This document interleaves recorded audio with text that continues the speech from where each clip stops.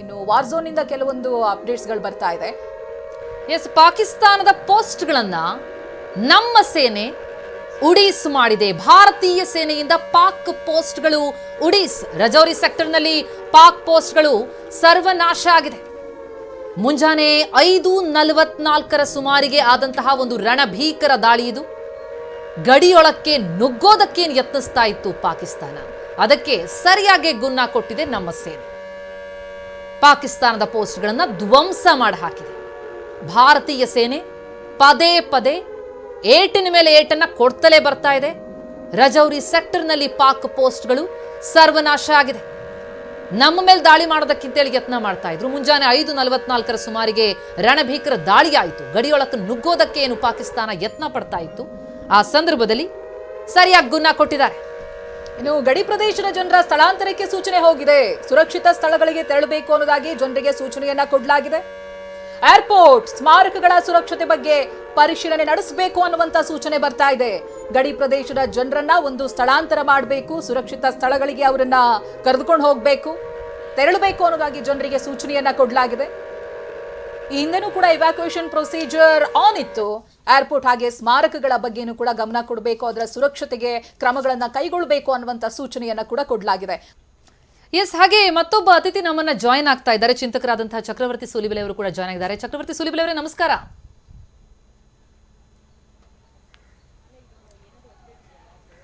ಸೂಲಿಬೆಲೆ ಅವರೇ, ನನ್ನ ಧ್ವನಿ ಕೇಳಿಸ್ತಾ ಇದ್ರೆ ಆಪರೇಷನ್ ಸಿಂಧೂರ ಚಾಪ್ಟರ್ 2 ಕೇಳಿಸ್ತಾ ಇದೆ, ಹೇಳಿ.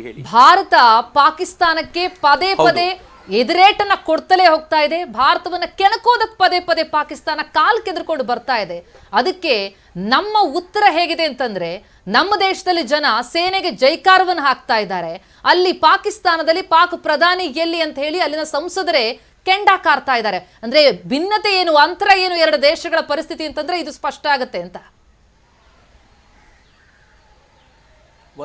ಯಾವತ್ತೂ ಒಂದು ರಾಷ್ಟ್ರ ಸೋಲುವ ಸ್ಥಿತಿಯಲ್ಲಿರುತ್ತಲ್ಲ, ಆ ರಾಷ್ಟ್ರದಲ್ಲಿ ಪ್ರತಿಯೊಂದು ವಿರೋಧ ಆಗ್ಲಿಕ್ಕೆ ಶುರುವಾಗುತ್ತೆ. ಯಾವ ರಾಷ್ಟ್ರ ತನ್ನ ಸಾರ್ವಭೌಮತೆಯನ್ನು ಪ್ರದರ್ಶಿಸಿ ತನ್ನ ವಿರೋಧಿಗಳನ್ನು ಮಟ್ಟ ಹಾಕಲಿಕ್ಕೆ ಬಲವಾಗಿ ನಿಲ್ಲುತ್ತೋ ಆ ರಾಷ್ಟ್ರದಲ್ಲಿ ಎಲ್ಲವೂ ಅದಕ್ಕೆ ಪೂರಕವಾಗಿ ಜೋಡಿಸಿಕೊಳ್ಳುತ್ತೆ. ಈ ದೇಶದ ಪ್ರಧಾನಿ ಈ ಯುದ್ಧ ಏನು ಮಾಡ್ತಿದ್ದಾರಲ್ಲ, ಇದು 1-2 ವರ್ಷಗಳ ತಯಾರಿಯಲ್ಲ ಪ್ರತಿಮಾ, ಇದು ಹೆಚ್ಚು ಕಡಿಮೆ 10 ವರ್ಷಗಳ ತಯಾರಿ ಅಂತ ನಾನು ತುಂಬಾ ಧೈರ್ಯವಾಗಿ ಹೇಳಬಲ್ಲೆ. ನೀವು ಇಮ್ಯಾಜಿನ್ ಮಾಡಿ, ಇವತ್ತು ಭಾರತಕ್ಕೆ ತುಂಬಾ ಶಕ್ತಿ ಅಂತ ನಾವು ಯಾವುದನ್ನು ಹೇಳ್ತಾ ಇದ್ದೀವೋ ಅದು ರಫೇಲ್ ಬಂದು ಎಷ್ಟು ವರ್ಷಗಳಾದವು. ಆಮೇಲೆ ಇವತ್ತು ಭಾರತದ ಏರ್ ಡಿಫೆನ್ಸ್ ಸಿಸ್ಟಮ್ ನ ಲೀಡ್ ಮಾಡ್ತಾ ಇರುವಂತ S-400 ಸಿಸ್ಟಮ್ ಬಂದು ಎಷ್ಟು ವರ್ಷ ಆಯಿತು. ಅದನ್ನು ತರಬಾರದು ಅಂತ ಯಾರ್ಯಾರು ವಿರೋಧ ಮಾಡಿದ್ರು ಅನ್ನೋದನ್ನ ನೀವು ಯೋಚನೆ ಮಾಡಿದ್ರೆ ಗೊತ್ತಾಗುತ್ತೆ ಈ ದೇಶದ ಪ್ರಧಾನಿ ಎಷ್ಟು ಸ್ಟ್ರಾಂಗ್ ಆಗಿ ನಿಂತಿದ್ರು ಅಂತ. ಇವತ್ತು ನಾವು ಆಕಾಶ್ ಏರ್ ಡಿಫೆನ್ಸ್ ಸಿಸ್ಟಮ್ ಅನ್ನು ಡೆವಲಪ್ ಮಾಡಿದೀವಿ. ಅದು ಆತ್ಮನಿರ್ಭರ ಭಾರತದ ಅಡಿಯಲ್ಲಿ ನಿರ್ಮಾಣಗೊಂಡಿರುವಂತದ್ದು. ಇವೆಲ್ಲವನ್ನು ನೋಡುವಾಗ ಭಾರತವನ್ನ ಕಳೆದ 10 ವರ್ಷಗಳಿಂದ, ಒಂದು ದಶಕಗಳಿಂದ ಈ ತರದ ಯುದ್ಧಕ್ಕೆ ಈ ದೇಶದ ಪ್ರಧಾನಿಯನ್ನು ತಯಾರು ಮಾಡಿದ್ದಾರೆ. ಅದು ಬಹಳ ವಿಶೇಷವಾಗಿರುವಂತದ್ದು. ಇಷ್ಟೇ ಅಲ್ಲ, ಇವತ್ತು ಭಾರತದ ಆರ್ಥಿಕ ಸ್ಥಿತಿ ತುಂಬಾ ಸ್ಟ್ರಾಂಗ್ ಆಗಿದೆ. ಹೆಚ್ಚು ಕಡಿಮೆ $700 ಬಿಲಿಯನ್ ನಷ್ಟು ಫಾರೆಕ್ಸ್ ರಿಸರ್ವ್ ನಮ್ಮ ಹತ್ರ ಇದೆ. ಪಾಕಿಸ್ತಾನದ ಹತ್ರ ಲೆಸ್ ದೆನ್ $1.5 ಬಿಲಿಯನ್ ಇದೆ ಅಂತಂದ್ರೆ ನೀವು ಲೆಕ್ಕ ಹಾಕಬಹುದು ಎಷ್ಟು ಸ್ಟ್ರಾಂಗ್ ಆಗಿ ಭಾರತವನ್ನು ನಾವು ಕಟ್ಟಿದ್ದೀವಿ. ಪಾಕಿಸ್ತಾನದ ಆರ್ಥಿಕತೆ ಅದು ಹೇಗೆ ಕುಸಿತಾ ಇದೆ ಅಂತಂದ್ರೆ, ನಿನ್ನೆ 7,000 ಪಾಯಿಂಟ್ಸ್ ಕುಸಿದಿತ್ತು ಅಲ್ಲಿನ ಸ್ಟಾಕ್ ಮಾರ್ಕೆಟ್, ಇವತ್ತು ಇನ್ನೂ ಕುಸಿದಿರಬಹುದು. ನೀವು ಇನ್ನೂ ನೋಡೋದಾದ್ರೆ ಭಾರತದ ಪರಿಸ್ಥಿತಿ ಹೇಗಿದೆ ಅನ್ನೋದನ್ನ ನಾವು ಅಲ್ಲಿ $3,000 ವಿತ್ಡ್ರಾಲ್ ಮಾಡುವಂತಿಲ್ಲ ಅನ್ನುವಂತ, 3,000ಕ್ಕಿಂತ ಹೆಚ್ಚು ಮಾಡುವಂತಿಲ್ಲ ಅಂತ ನಮ್ಗೆ ಅದರದ್ದು ಏನು ಒಂದು ತಾಕ್ತಾನೆ ಇಲ್ಲ. ನಮ್ಮ ಫಿಲಂ ಥಿಯೇಟರ್ಗಳು ಓಪನ್ ಆಗಿವೆ, ನಾವು ಎಲ್ಲ ಕಡೆ ಆರಾಮಾಗಿ ತಿರುಗಾಡುವಂತ ಪರಿಸ್ಥಿತಿ ಇದೆ. ಗಡಿಗೆ ಹೊಂದಿಕೊಂಡಿರುವಂತಹ ರಾಜ್ಯಗಳಲ್ಲಿ ಸ್ವಲ್ಪ ನಾವು ಕಟ್ಟೆಚ್ಚರವನ್ನು ವಹಿಸಿದೀವಿ ಬಿಟ್ರೆ ಎಲ್ಲ ಕಡೆಯಲ್ಲೂ ಚೆನ್ನಾಗಿದೆ. ಅಂದ್ರೆ ಭಾರತ ಸರ್ವತೋಮುಖವಾಗಿ ಬೆಳವಣಿಗೆಯನ್ನು ಸಾಧಿಸ್ತಾ ಇರೋದ್ರಿಂದ ಈ ದೇಶದ ಎಲ್ಲರೂ ಕೂಡ, ನೀವು ಅನಿವಾರ್ಯವಂತಾದರೂ ಕರೀರಿ ಅಥವಾ ಸಹಜ ಅಂತಾದರೂ ಕರೀರಿ, ಎಲ್ಲರೂ ಈ ದೇಶದ ಪರವಾಗಿ ನಿಂತಿದ್ದಾರೆ. ಆದರೆ ಪಾಕಿಸ್ತಾನದ ಹಾಲತ್ ಎಷ್ಟು ಕೆಟ್ಟದ್ದಾಗಿದೆ ಅಂತಂದ್ರೆ, ಅಲ್ಲಿ ಓಪನ್ ಆಗಿ ನಮಗೆ ದುಡ್ಡು ಕೊಡಿ ಅಂತ ಭಿಕ್ಷೆ ಬಿಡುವಂತ ಸ್ಥಿತಿ ಅಲ್ಲಿ ಸರ್ಕಾರಕ್ಕಿರುವಾಗ ಸಹಜವಾಗಿಯೇ ಪ್ರತಿಯೊಬ್ಬರು ಸರ್ಕಾರದ ನೇತೃತ್ವವನ್ನು ವಿರೋಧಿಸ್ತಾ ಇರ್ತಾರೆ. ನನಗಿನ್ನೂ ಆಶ್ಚರ್ಯದ ಸಂಗತಿ ಅಂತಂದ್ರೆ, ಅದಾಗಲೇ ಇಮ್ರಾನ್ ಖಾನ್ನ ಪರವಾಗಿರುವಂತಹ ಒಂದು ಬಲು ದೊಡ್ಡ ಹೋರಾಟ ಅಲ್ಲಿ ಶುರುವಾಗಿದೆ. ಅವರು ಒಳಗಿಂದ ಕುಸಿಯುವಂತ ಹಂತದಲ್ಲಿದ್ದಾರೆ. ಬಲೂಚಿಸ್ತಾನದಲ್ಲಿ ಹೋರಾಟ ಶುರುವಾಗೋಗಿದೆ. ಇವೆಲ್ಲವನ್ನು ನೋಡ್ತಾ ಇದ್ರೆ ಪಾಕಿಸ್ತಾನ ಕುಸಿಯೋ ಹಂತದಲ್ಲಿದೆ. ಕುಸಿಯೋ ಹಂತದಲ್ಲಿದ್ದಾಗ ಪ್ರತಿಯೊಬ್ಬರು ನೇತೃತ್ವವನ್ನ ಪ್ರಶ್ನಿಸ್ತಾರೆ. ಆ ಪ್ರಶ್ನೆ ನಡೆಸುವಂತ ಕೆಲಸ ಅಲ್ಲಿದೆ. ಆದರೆ ಭಾರತದಲ್ಲಿ ನೇತೃತ್ವದೊಂದಿಗೆ ಎಲ್ಲರೂ ಬಲವಾಗಿ ನಿಂತಿದ್ದಾರೆ, ಮುಸಲ್ಮಾನರು ಕೂಡ ಅನ್ನೋದನ್ನ ನಾನು ಈ ಸಂದರ್ಭದಲ್ಲಿ ತುಂಬಾ ಹೆಮ್ಮೆಯಿಂದ ಹೇಳಲಿಕ್ಕೆ ಇಚ್ಛೆ ಪಡ್ತೀನಿ. ನಿಜ ನಿಜ ಸುಲಿಬೆಲೆ ಅವರೇ, ನಾವಾಗಲೇ ಮಾತನಾಡ್ತಾ ಇದ್ವಿ, ಜಮ್ಮು ಕಾಶ್ಮೀರದ ಸಾಂಬಾದಲ್ಲಿದ್ದಾರೆ ವಿಧಿವಿಜ್ಞಾನ ತಜ್ಞರಾದಂತಹ ದಿನೇಶ್ ರಾವ್ ಅವರು ವಿವರಿಸ್ತಾ ಇದ್ರು ಅಲ್ಲಿ ಹೇಗಿದೆ ಅಂತ ಹೇಳಿ. ಅಂದ್ರೆ ನಮಗಿಲ್ಲಿ ಭಯ ಆಗ್ತಾ ಇಲ್ಲ, ಬದಲಿಗೆ ನಮ್ಮ ಸೇನೆಯ ಬಗ್ಗೆ ನಮ್ಮದು ಸೇನೆ ನಮಗೊಂದು ಅಭಯ ಮೂಡಿಸ್ತಾ ಇದೆ. ಇಲ್ಲೆಲ್ಲ ಮಿಸೈಲ್ ಅಟ್ಯಾಕ್ಗಳಾಗ್ತಾ ಇದ್ರು, ಪ್ರತಿಯೊಂದು ಕೂಡ ಹೇಗೆ ಅದನ್ನ ತಡೆ ಹಿಡಿತು ನಮ್ಮ ಸೇನೆ ಅಂತಂದ್ರೆ ಅದನ್ನ ನಾವು ಕಣ್ಣಾರೆ ಕಂಡ್ವಿ ಅಂತ. ಅಂದ್ರೆ ನಮ್ಮ ಭಾರತೀಯ ಮಟ್ಟಿಗೆ ನಮ್ಮ ಸೇನೆಯೇ ನಮಗೊಂದು ಶಕ್ತಿ. ಆದರೆ ಪಾಕಿಸ್ತಾನದ ಮಟ್ಟಿಗೆ ಎಲ್ಲವೂ ಕೂಡ ತಾವು ಹೇಳ್ತಾ ಇದ್ರಿ, ಆ ಎಕ್ಸ್ಪೋಸ್ಟ್ನಲ್ಲೂ ಕೂಡ ಆಮೇಲೆ ಅವರು ನಿರಾಕರಿಸ್ತಾ ಇದ್ರು, ನಮಗೆ ಆರ್ಥಿಕ ನೆರವು ಬೇಕಿದೆ ಅಂತ ಹೇಳಿ ಎಕ್ಸ್ಪೋಸ್ಟ್ನಲ್ಲಿ ಹಾಕುವಂಥ ಪರಿಸ್ಥಿತಿ, ಒಂದು ಸಾಮಾಜಿಕ ಜಾಲತಾಣದಲ್ಲಿ ಹಾಕುವಂಥ ಪರಿಸ್ಥಿತಿ ಪಾಕಿಸ್ತಾನಕ್ಕೆ ಬಂದಿದೆ ಅಂತ ಅನ್ನೋದು.